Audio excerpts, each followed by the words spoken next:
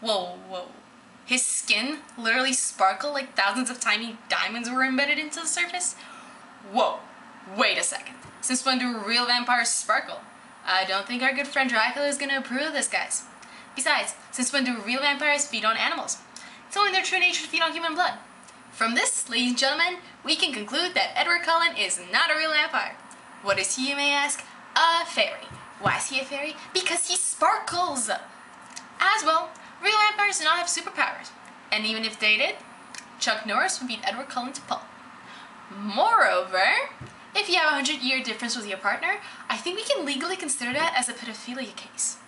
Besides, it's not really healthy to teach young girls that it's okay for a guy to watch you sleep, because, you know, that's kind of stalkerish. And you don't have to mention that Edward has a perfectly don't just 3 billion times on every page. Aside from that, Meyer created rules, which she mostly broke by the end of the so-called novel.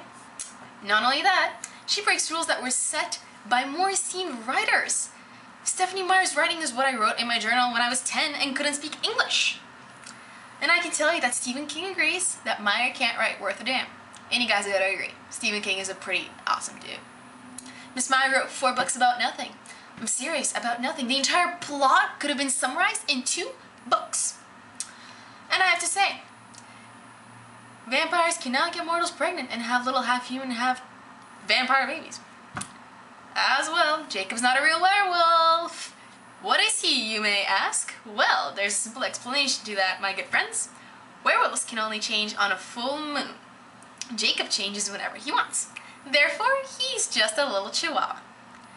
It would have saved everybody a lot of time, nerves, patience, drugs, I don't know, if Edward and Jacob discovered that they were gay for each other. No sequels? No whiny Bella. Oh, how could I forget Bella? She's the clumsy girl that can't do anything without Edward coming to her rescue. This girl dies like 50 freaking times. And every time Edward comes to save her. Seriously, it's boring and cliche.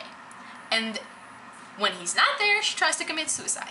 The only reason Edward can't read her mind is because she doesn't have one. And even if she did, her only thoughts would be, Edward's so perfect, I love him. Pretty deep, huh? So, in conclusion, I think Blade and Buffy should team up and slay Edward Cullen and his vampire buddies. Because Twilight series are a disgrace to the entire human race. Both male and female. I don't know, do guys read Twilight? Anyways, like Yagami doesn't approve of Twilight, and neither should you. It's been said and done. Every beautiful thought's been already sung. And I guess right now here's another one. So Mother, I'm videotaping. It's your video. It was going so well.